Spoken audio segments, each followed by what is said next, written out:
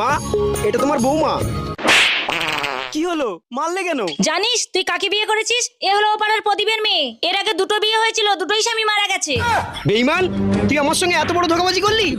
দূর কর, আমার চোখের সামনে দিয়ে দূর কর। এই চল আগে চল, এখান থেকে চল। শাশুড়ি মা, চলবে? বজ্জাত মেয়ে ছেলে, তুই আমাকে টাকার লোভ দেখাস? দূর হ ওখান থেকে। এই চল আগে চল। শাশুড়ি মা, এবার চলবে? বৌমা, এসো এসো, ভেতরে এসো।